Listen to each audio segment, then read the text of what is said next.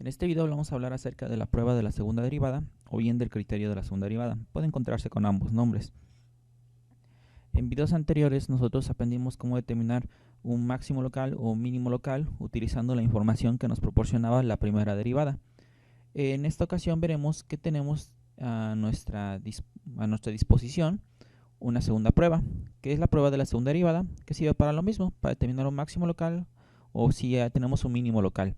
Quizás ustedes se pregunten, ¿pero por qué necesito otra prueba si ya tengo una? Es recomendable tener las dos porque en ocasiones unas nos arrojará un procedimiento más tedioso que la otra, por lo cual la que nos arroje el procedimiento más sencillo debería ser la elegida por nosotros. Esto lo veremos concretamente más en los problemas de optimización, que veremos que según el tipo de función que se nos den, a veces el criterio de la primera derivada o la prueba de la segunda derivada puede que sea una u otra nuestra mejor elección para poder resolver esos problemas y hacer la menor cantidad de procedimiento posible. Y esta prueba de la segunda derivada lo vamos a almacenar en el teorema 10, que dice: suponga que la función tiene una segunda derivada y que además esta segunda derivada es continua.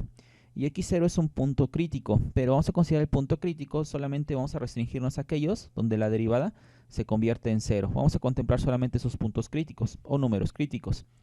Y la conclusión del teorema es que si todo eso se cumple, entonces la segunda derivada evaluada en el número crítico, si esta es positiva, entonces podemos garantizar que tenemos un mínimo local en ese número x0. Pero si al evaluar la segunda derivada en ese número x0 nos da negativo, podemos asegurar que tenemos un máximo en x0.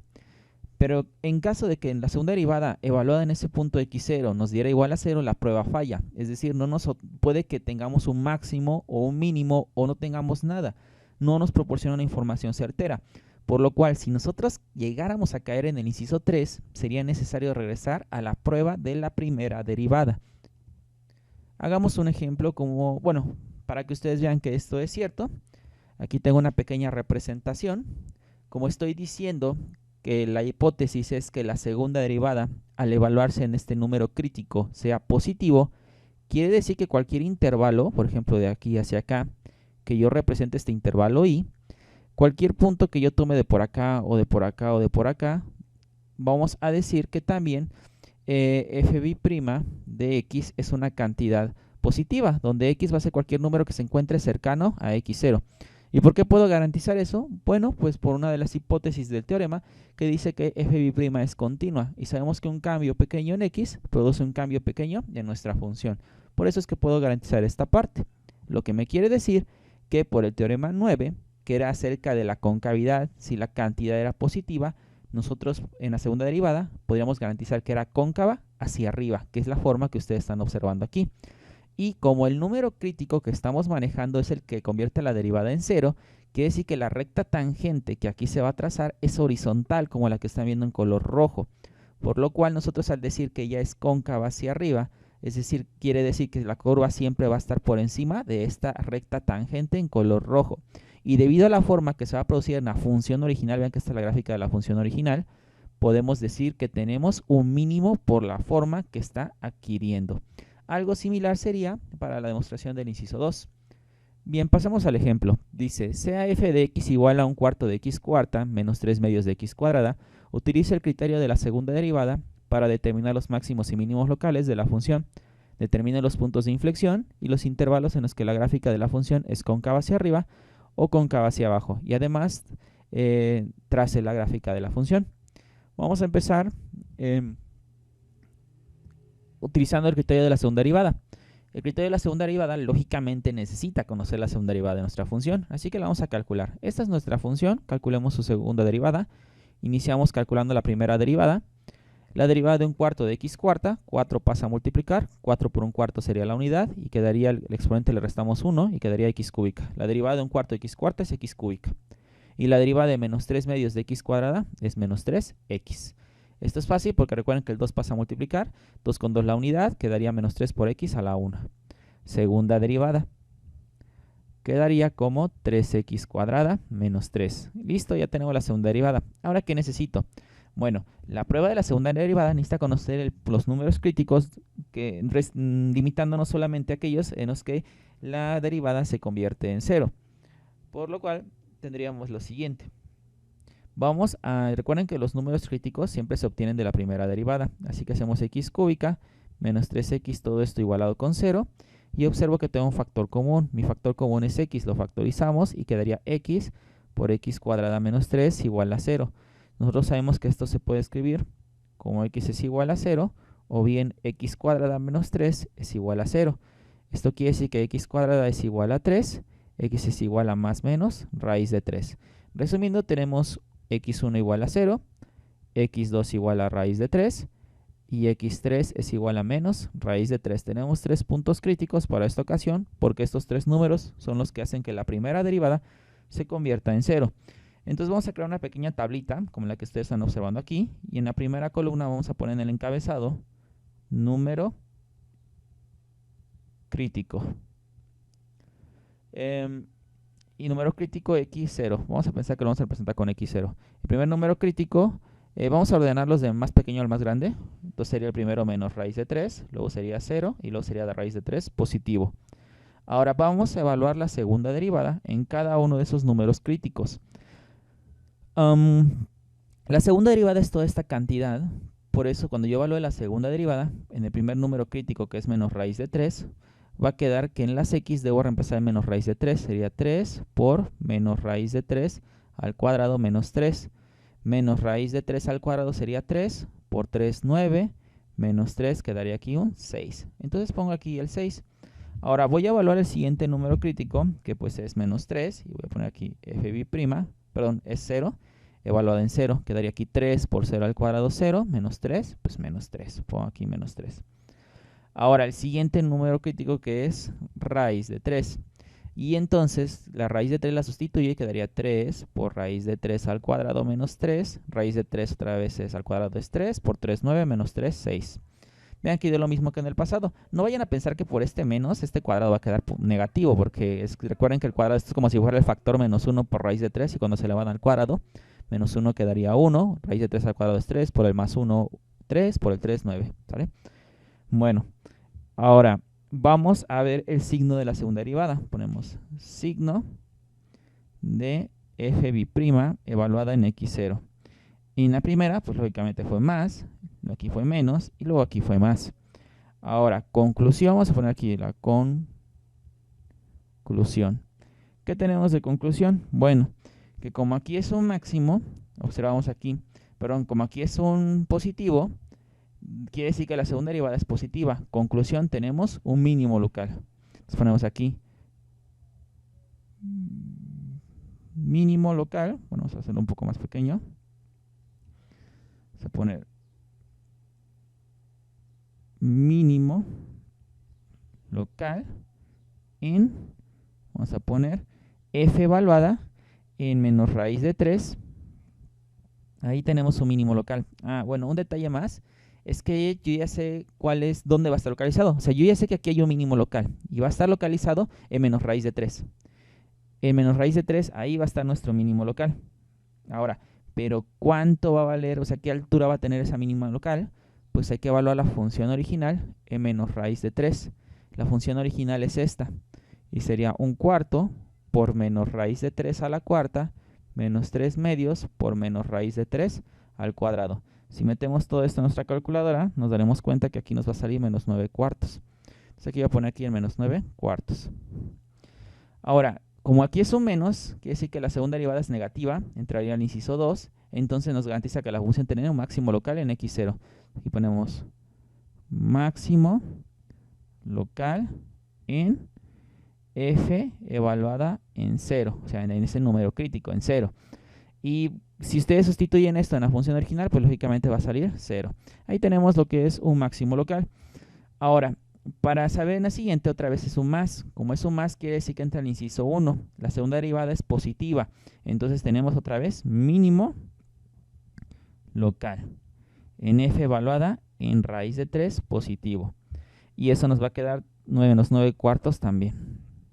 Entonces, conclusión, en raíz de 3 tenemos un máximo, va a estar almacenado en menos raíz de 3, aquí es un menos, quito esta línea para que no se confundan, y va a tener una altura de menos 9 cuartos. El máximo va a estar almacenado en el eje x con la coordenada x igual a 0, y va a tener una altura de 0. vamos a tener otro mínimo localizado en x igual a raíz de 3 y su altura va a ser menos 9 cuartos. Y ya con eso acabamos la primera parte que dice determinar los máximos y mínimos locales de la función. Ahora determina los puntos de inflexión y los intervalos en los que la gráfica es cóncava hacia arriba o cóncava hacia abajo. Vamos a hacer ahora esa parte del ejercicio.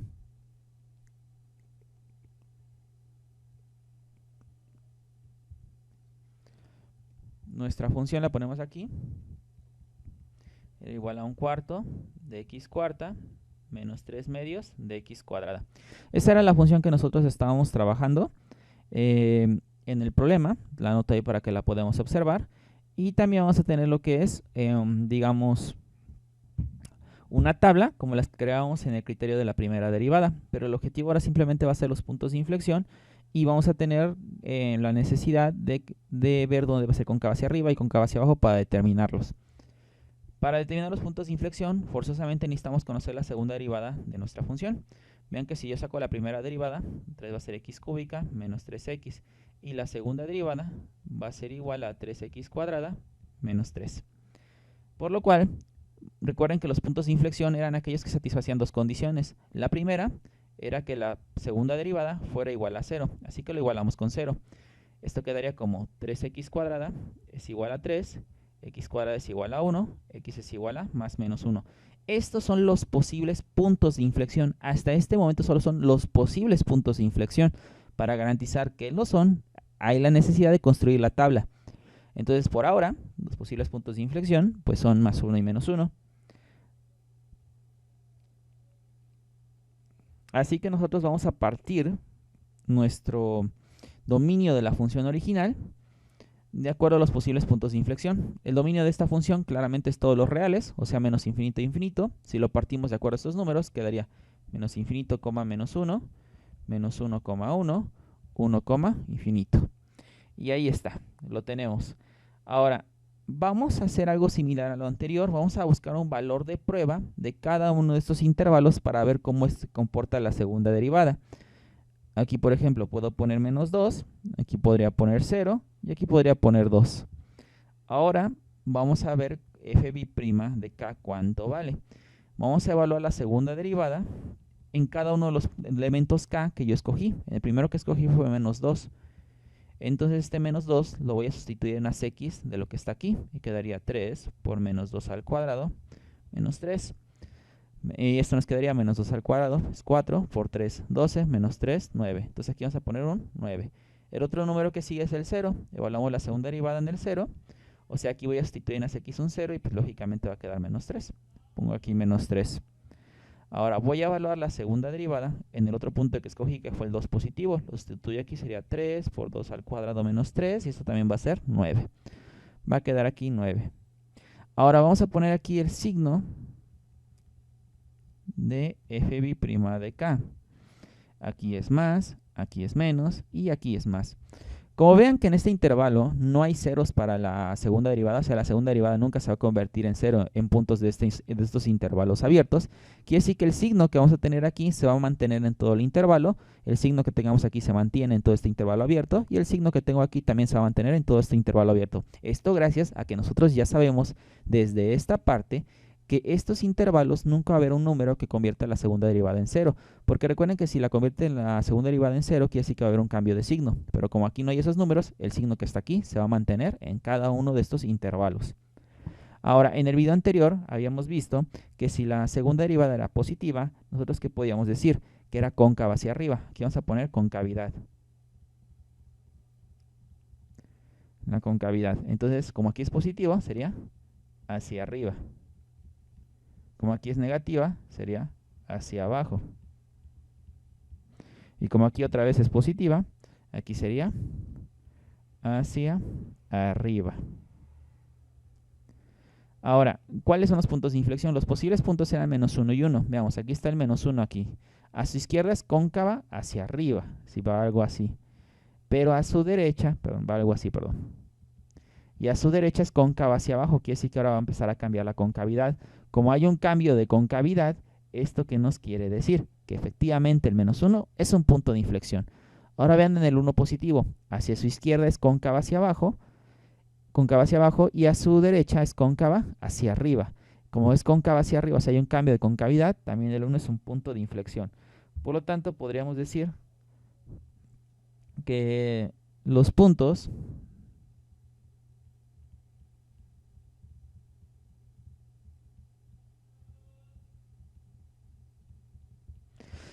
ahora, si solo ponemos que los puntos de inflexión son x igual a más 1 y x igual a menos 1, solo estaríamos dando la coordenada en el eje x. Y hay que dar la representación de dónde estarían en todo el plano cartesiano. Y para ello sabemos que necesitamos dos puntos para representar aquí, ya que por ejemplo sería la coordenada a, b. Yo ya tengo la coordenada para el eje x, que va a ser más 1 y menos 1. Y ahora yo quiero la coordenada para el eje y.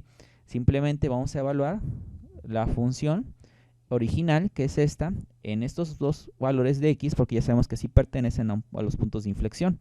Evaluamos primero en el menos 1, y esto quedaría igual a tener un cuarto por menos 1 a la cuarta, menos 3 medios por menos 1 al cuadrado. Menos 1 a la cuarta es 1 positivo, por un cuarto va a ser un cuarto. Menos 1 al cuadrado es 1 positivo, por menos 3 medios va a ser menos 3 medios. Ahora, ya que nosotros tenemos que tenemos que hacer la operación de un cuarto menos 3 medios, y pues esto nos quedaría que es igual a menos 5 cuartos.